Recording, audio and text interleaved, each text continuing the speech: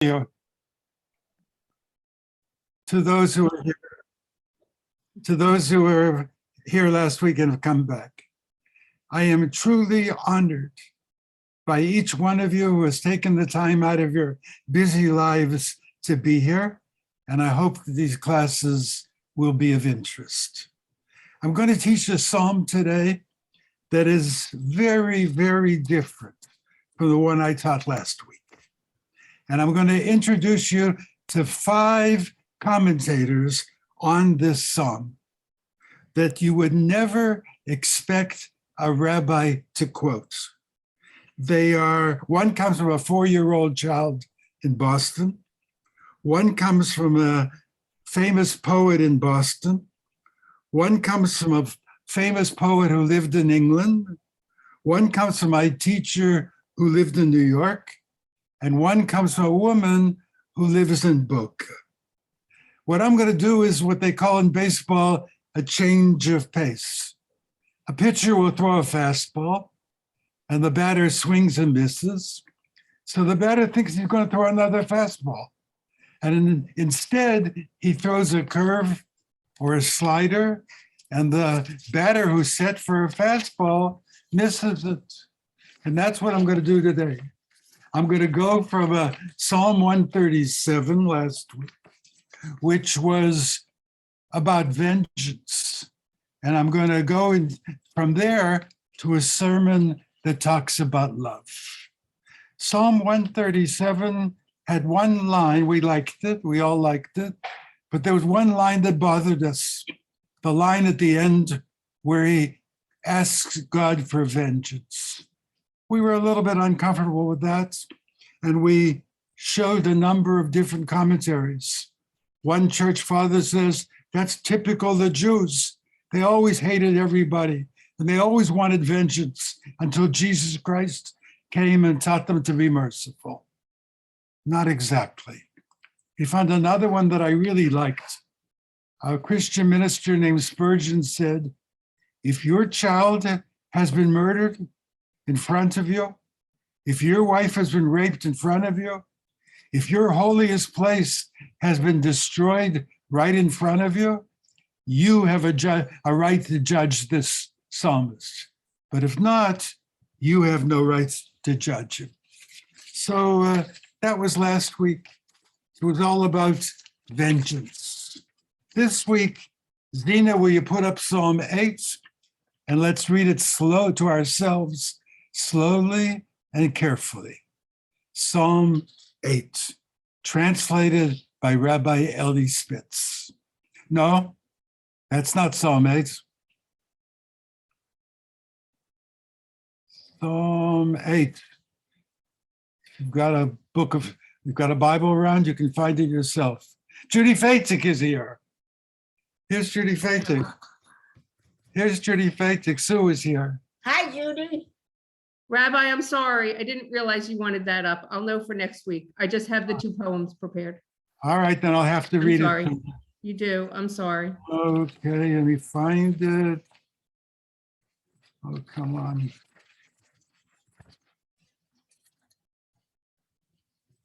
There's the book of Psalms.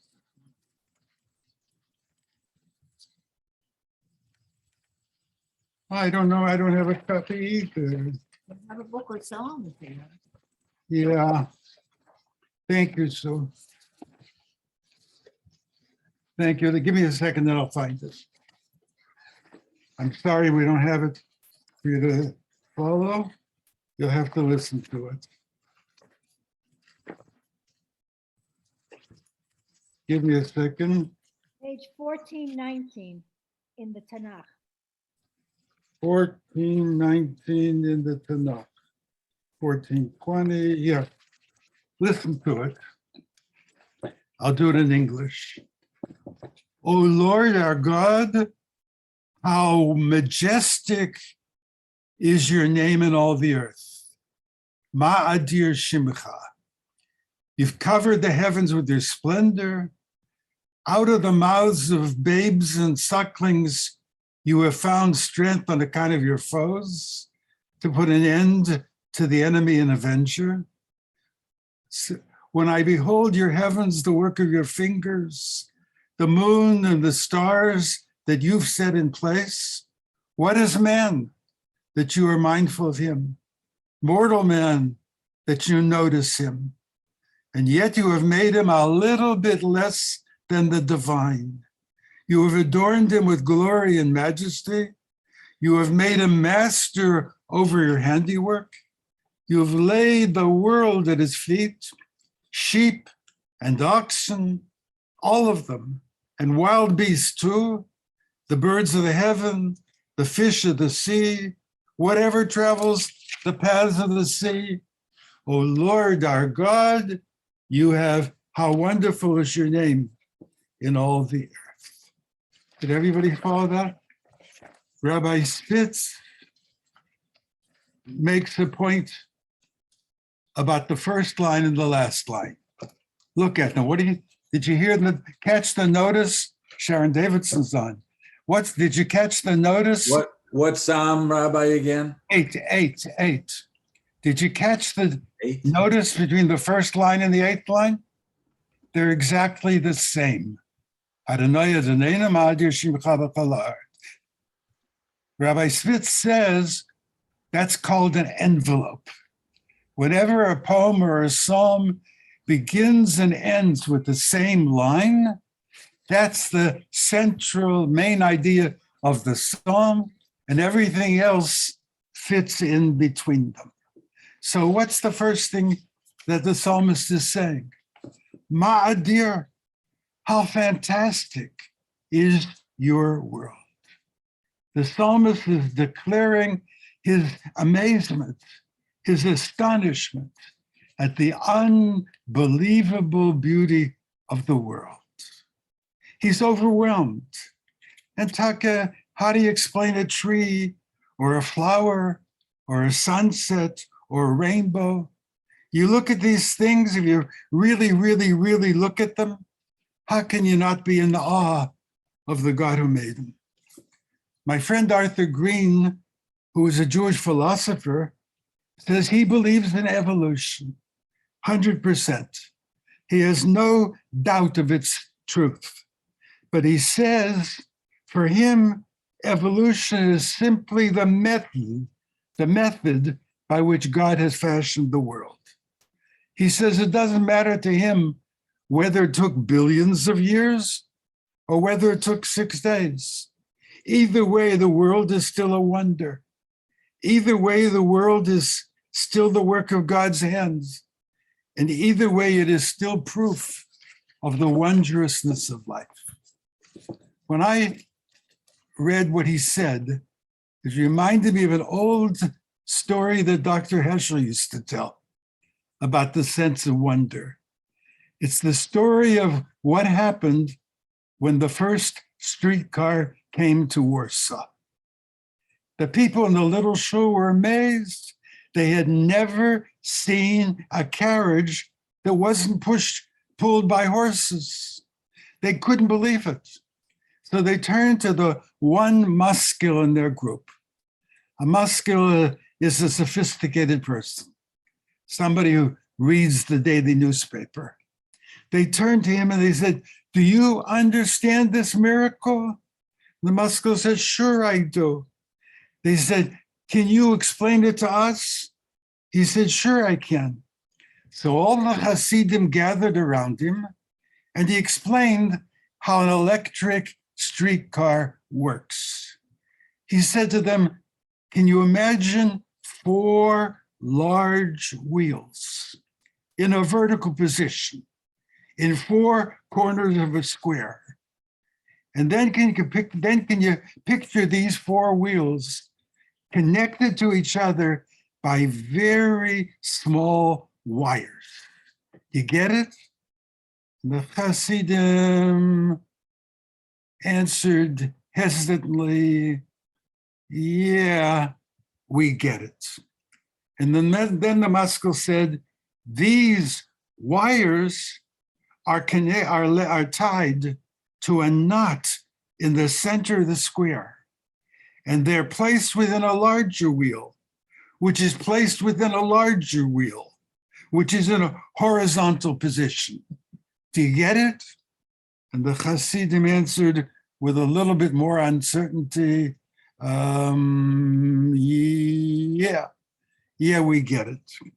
And then the Muskel said, above this large wheel, there are 3 more wheels, each one a little bit smaller than the one above it.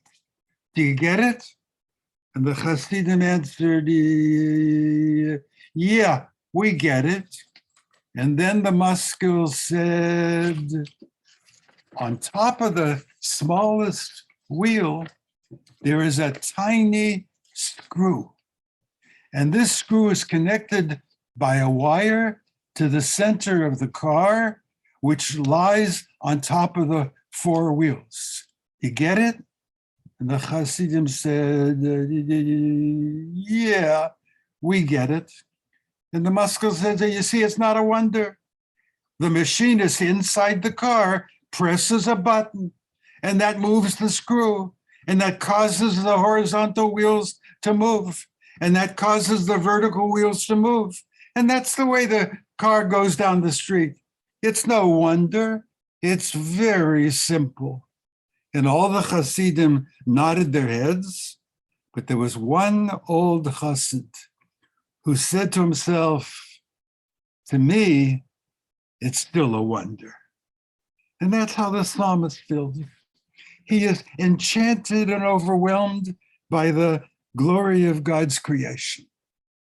No matter how it happened, it's a wonder. We're going to skip verse 3 for a few minutes and come back to it. Verse 4 says, look at the handiwork of God. When I look at the skies, I am overwhelmed. And I say, what is man? What is man by comparison to the skies? What is man that you notice him? I guess if the psalmist were alive today, he would say, if you look at the cosmic system, if you look at the stratosphere, if you look at the planets, you have to realize what an insignificant creature we are. We live on a tiny planet, and we're tiny. How can we not feel unimportant? Now I found the psalm. I knew if I didn't look for it, I would find it. And then in verse 7, the psalmist says something very different. He says, and yet, even though we're insignificant, you have chosen to make man a little bit lower than the angels. You have crowned him with glory and honor, and you have made the man, or the person, the ruler over all your handiwork. That's probably the greatest compliment that's ever been paid to human beings. We human beings are only a little bit lower than the angels. And God has put us in charge of all of creation. We're in charge of the animals, the birds, the fish, everything. As Rabbi Milton Steinberg said, the cosmic system may be vast, but only man has been able to invent a telescope. They don't have telescopes. Animals don't have telescopes. Man can see the planets.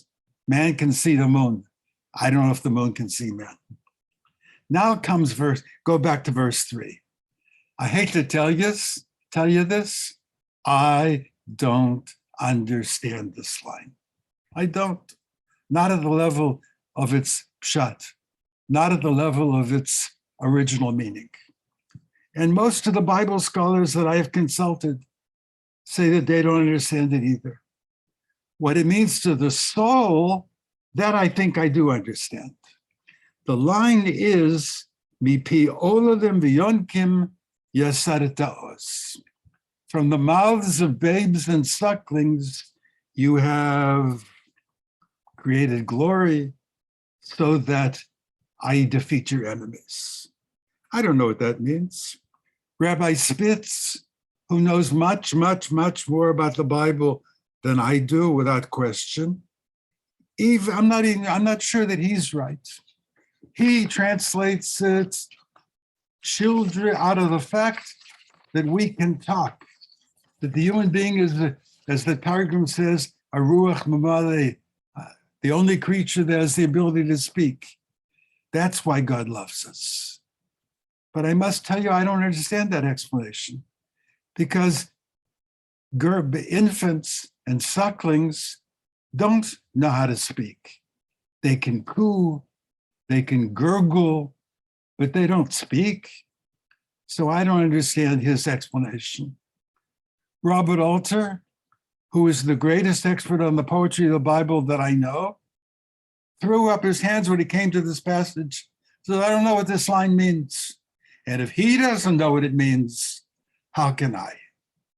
But now let me introduce you to 5 people who each in their own way, in their own different way, figured out what this passage means and what it says, not to the mind, but to the heart. The first is my friend and my colleague, Dr. Joseph Schultz, who's a retired professor of Jewish thought who lives in Boston, who's a great scholar, who has many, many, many talents, and who was married to my first cousin. Listen to what he says, and then I'm going to introduce you to E. Cummings, the great American poet who also lived in Boston and who's usually taught in literature class, not in Bible class. And then William Wordsworth, the great poet who lived in England. And then my teacher, Abraham Joshua Heschel, who I must tell you, introduced me to many English and American poets whom I never learned in college. And the 5th is a brilliant spiritual teacher who lives in Boston. Let me begin with Joe Schultz. He says that he once heard a story from Bernard Pucker, who is the owner of a arts gallery in Boston. Bernie Tucker told him a customer once came into his store and bought a few pictures with which to decorate a baby's room. And then this man said to Bernie, "Can I tell you a story? Something very, very strange happened in our house this week, and I don't understand it. Maybe you will." The man said, "A couple of days ago, I brought my wife and my newborn baby back from the hospital. And the first thing we did was show the new baby to our older child, who was 4 years old. And then we put the baby in his crib and closed the door. The older child said to us, 'Would you do me a big, big favor?' And they said, 'What do you want?' He said, 'Would you please leave me alone with the baby for just a couple of minutes?' And the parents were a little bit reluctant. They heard about sibling rivalry. What if the child is resentful or jealous that this new baby has arrived? What if he's going to hurt the baby? But they decided, okay, they'll let him have a few minutes alone with the baby. And they'll listen behind the closed door. And they had a video and they had an audio monitor in the baby's room. So they felt it would be safe. They saw the 4-year-old child bend down and whisper something very quietly to the baby. And they overheard what he said. He said to the baby, "Do you still remember what it was like when you lived in heaven? The reason I ask you is because I am beginning to forget." The 4-year-old says to the baby, "Do you still remember what it was like when you lived with God?" Because the reason I ask is because I'm 4 years old and I'm already beginning to forget. Isn't that an amazing line? That's my first commentary. Maybe it means that before we're born, newborn children know what it means to live with God. And as we get older, we begin to forget. When I heard that story from Dr. Schultz, it reminded me of an old Jewish legend that some of you may know. It's an old Jewish legend that during the 9 months that the baby is in the womb of its mother, an angel teaches the child the whole Torah. And then, just as the baby starts to come out, the baby hits it on the lip. That's why we got a cliffed lip, everybody. The angel hits the baby on the lip, and that's why when the baby comes out, the baby cries. And the baby forgets all the Torah that the angel has taught it in the womb. That old legend is an explanation of why the baby cries when it comes out of the womb. Let me move on to E. Cummings. He also lived in Boston. And my pages are out of order. His father was a professor of science at Harvard. And his father had tenure at Harvard. And that's not an easy thing to get. And then, to the surprise of everybody, his father gave up Harvard and gave up tenure and started all over again and started to study for the ministry, a scientist studying for the ministry. And he ended up as the minister of a small church in Boston. The son also went to Harvard, and he majored in biology and math there. Biology and math. And so everybody assumed he would become a doctor or maybe a scientist. And yet, to everybody's surprise, when he graduated Harvard, he left science behind and he became a poet. And this is his most famous poem. Zelda, would you please print it? The one called This Most Amazing Day. Got it. Read it slowly and carefully for yourself, and I'll comment on it when you're finished.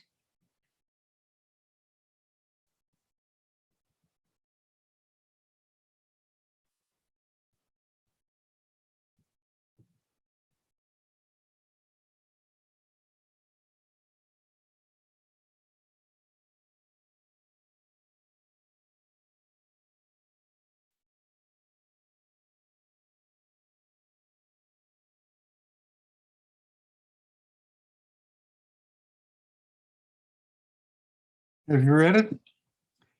Zena, would you please go back to the top? Zena, can you go back to the top? Thank you. Notice the wonder with which he describes nature, the leaping greenly spirits of trees. And notice the last line, which is natural, which is infinite, which is you.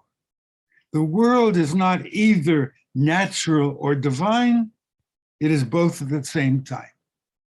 And now the second verse. Zena, will you lift it up? I who have died am alive today. That could be neither a hint of resurrection, or more likely I slept and now I woke up. It's like the Elohayne Shamash Natata B'Torah. The soul that you've given me is pure. I went to sleep and now I woke up. That's what we say every morning. And this is the sun's birthday. Every day is the sun's birthday. And in a minute. And it's a day of life and love and wings and of the gay, great happening illimitably earth. If you got limits, then you can't see it. But if you look at the world without limits and without boundaries, if you look at the world as he's with astonishment, not with science.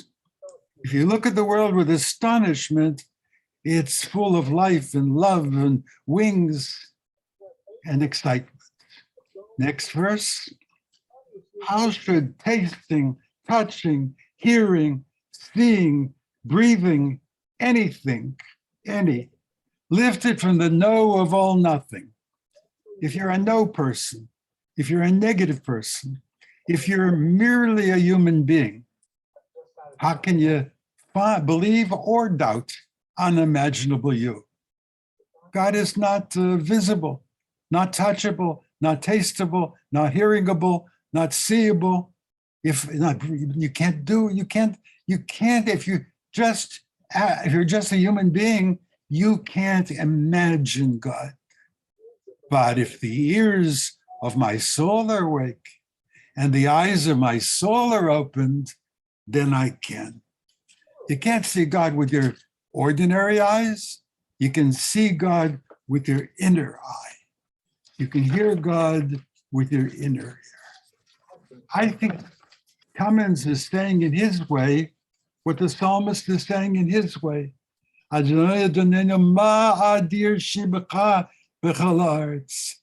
wondrous, how astonishing is your world. And now William Wordsworth, he has a poem called Intimations of Immortality, Recollections of Early Childhood. We think afterlife is after this life. He thinks that pre-life is when you're with God, and that somehow when you're born, you forget it. Our birth is but a sleep and a forgetting. Once we remembered, we felt, we lived with God in heaven. And then when we were born, we forgot it. A forgetting of the soul that rises with us. Our life star had elsewhere its setting and comes from afar, not in entire forgetfulness, not in utter nakedness are we born, but trailing clouds of glory do we come from God, who is our home. Heaven lies about us in our infancy, and then shades of the prison house, the real world, begin to close upon the growing boy. And the older you grow, the more you grow, the less you remember what it was like to be in heaven. We come from heaven, and we come trailing clouds of glory. But after a while, the prison house, that's what he calls this world. The prison house closes in on us, and we forget the clouds of glory with which we came into this world. Isn't that interesting? A child comes into the world, every child, trailing clouds of glory. And then the memory gets wiped out. It gets wiped out by the ordinariness and the boredom and the cynicism of this world. And therefore, that's our task as the psalmist and as Keats and as Wordsworth and as the old chassid and the Heschel story about the streetcar, the electric streetcar says, it is our task to try to hold on to the wonder of the world as long as we can. Because if we use our inner eye, and if we listen with our inner ear, ma'adir shibecha b'chol haaretz. How amazing, how wondrous, how marvelous, how astonishing is this entire world. And now, let me tell you one last story, and this one comes from Boku. And I addressed this story to all those people in the room today who are married. How many of you are married? Hands, yeah? And who are different from your spouse. How many of you who are married? Yeah, I see one hand up. That's only one hand. Everybody else is just like their two hands up. 3, 4, 5. Now we're beginning to be honest. I bet you there are many people in this place, this room today, who are different from the spouse. My wife and I are completely different. She's smart. I'm not so smart. She's organized, and I'm not so organized. She's practical, and I'm not so practical. And it's like that in many houses that I know, where the husband and the wife have different strengths and different weaknesses. And that's the point of this story. Do any of you know Amy Pesach? She's a wonderful spiritual leader who lives here in Boca. And once a month, she sends out a letter to her congregation, teaching a spiritual lesson. And this is the one that she sent out this month. She says, some of you people know I am married to a doctor. Her husband, Dr. Pesach, is the emergency room, head of the emergency room unit at the Boca Community Hospital. He's a very good doctor. Unfortunately, we've given him some business. The two of them have very different personalities.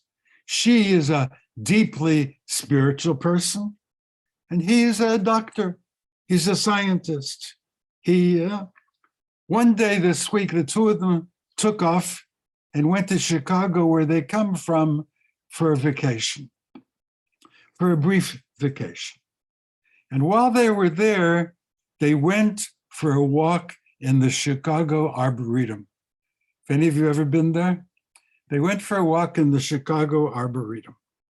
And every time they came to a tree, Amy would stop and she would say to her husband, look at that tree. Isn't that a fantastic tree? Did you ever see a tree like that? Can you feel the energy and the radiance that's coming out of that tree? And her husband would say, no, to me, it's just a tree. It's just a part of nature.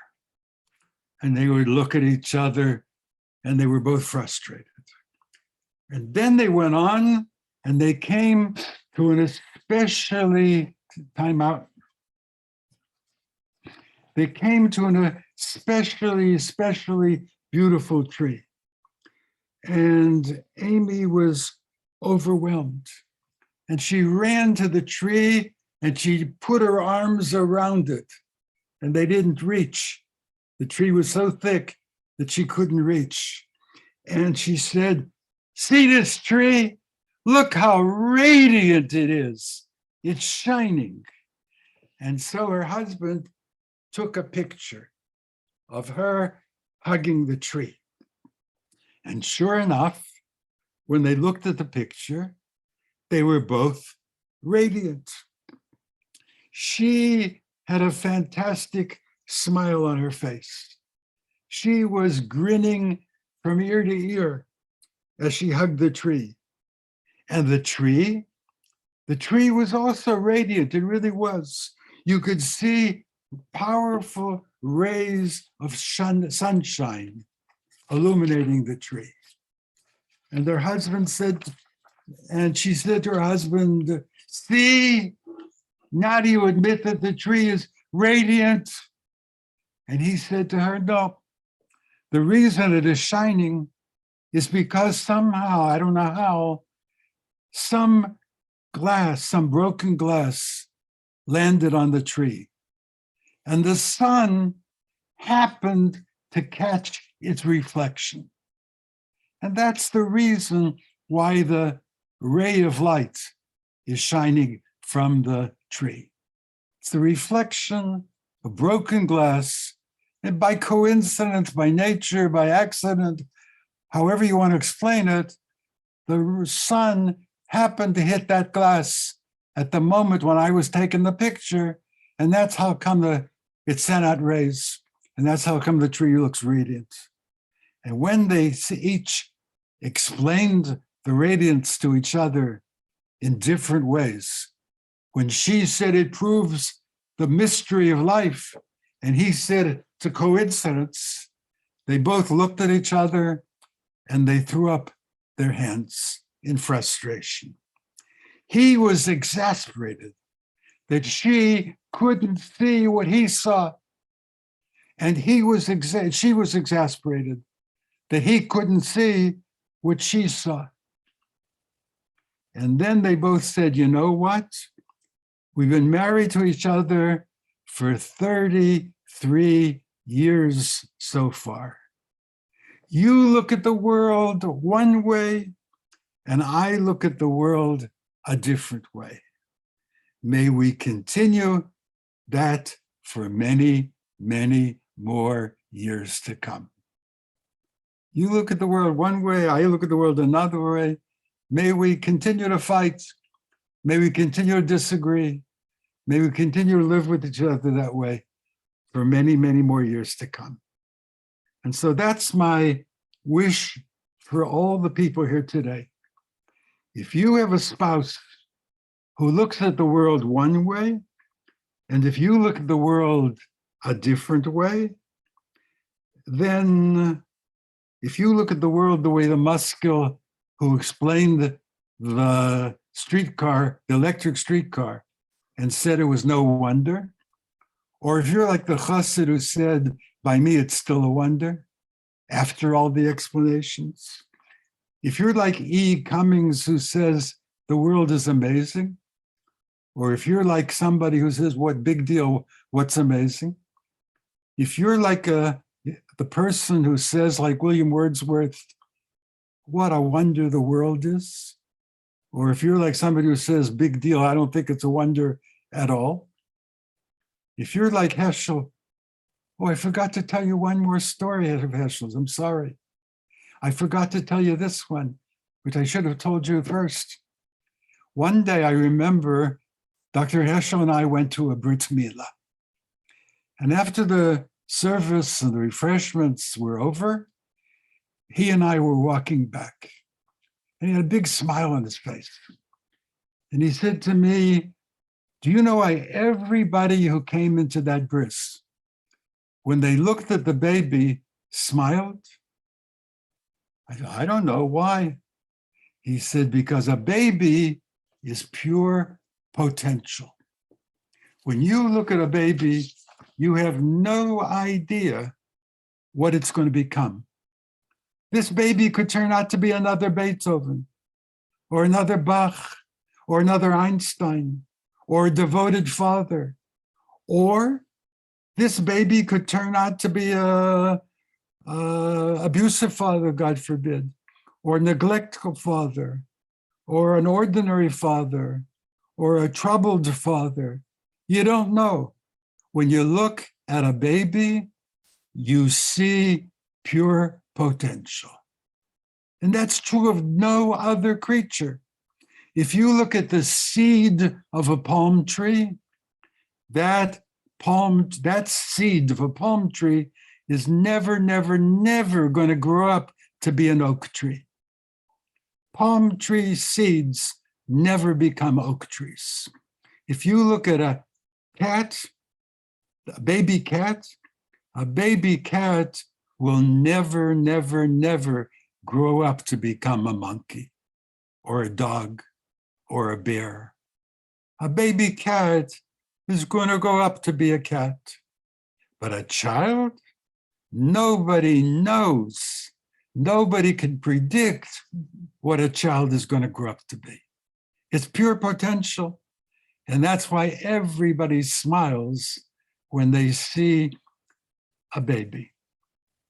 And that, I would guess, maybe is what Mipi Olim V'Yonkim Yaserata Oz means. Maybe, I don't know. Maybe it means when you look at a suckling or you look at a newborn baby, you're filled with wonder. I got to confess, I don't know at the level of the mind what those words mean.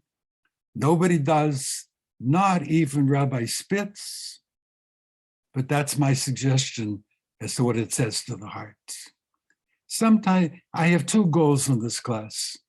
I want to speak to the mind, and I want to speak to the heart. And if you do either without the other, you haven't done your job. Rabbi Spitz is a great teacher. And the reason, I'm not going to talk about him today, but next week I'll tell you why he's a great teacher, because he's listening now and I don't want to embarrass him. But I will tell you some things I've learned from him next week when we study another song. Next week, I hope to study Ashrei, because everybody thinks they knows what it means. And then I'll probably study Psalm 27, which Rabbi Spitz taught me. And I'll tell you the truth, I'm postponing as long as I can the study of Psalm 23. The Lord is my shepherd. You know why I am reluctant to teach it? Because everybody knows it. Everybody knows the Lord is my shepherd by heart. And therefore, what can I say that you don't already know? That's the challenge of teaching Psalm 23. And I'll put it off as long as I can, and then I'll gather up my courage and teach it. And now we're a little bit early, so anybody who wants to can talk and ask questions, and if they're not too hard, I'll try to answer them. Anybody, feel free Before to. we begin, I just want to say thank you, Rabbi Riemer. This was amazing. And as I put in the chat, you are amazing and you are our wonder. So thank you so much. Thank you very much. And the lecture last week is available. Last week's lecture, I think, turned out very well. And it's available if you want. I mean, it's better than I expected. And therefore, I hope if you missed it, I hope you'll listen to the lecture. Anybody have any comments or questions? Judy? Anybody? Yes, Saul Schildorn. Yes, when I was a student in elementary school in Philadelphia, and when they read the Bible every day, this was one of the favorite songs that we read, Psalm 8. Yeah, they used to read the Bible in public school, remember? And then the Supreme Court said it was unconstitutional. It was confusing religion and state. And President Trump had a great line recently when he wanted to open up the schools. He said, if you can go into a bar, you ought to be allowed to go into a church. And it's not confusion of mixing separation of church and state. Yeah, but they read Psalm 8. Yeah, Lois? I thought your hand was up. Anybody? Yes, Dale? Unmute. Rabbi, when you talked about the child having potential, this really came to life for me from the mouths of infants and sucklings. It just brought it forward to say, yeah, this child has potential, and kind of it brings to life what this means to me. Right. Yeah. It's curious to me that Psalm 8, to the best of my knowledge, is nowhere in the Siddur. I don't think so. There's such a gem. How could they have left it out? But of the best of my knowledge, there's a psalm like it in the Yizkor service that says Adam Ma'anosh ki tizkarena. But I think it's the best, unless anybody knows, I don't think Psalm 8 is anywhere in the Siddur. There are 50 psalms that are in the Siddur. Shlomo Aleichem said, big deal, the book of Psalms. The whole thing is taken from the Siddur. But it's true, who's that? That's not Sharon Davidson. Sharon's there. Sharon is there. Is that who it is? Okay, Where? right here.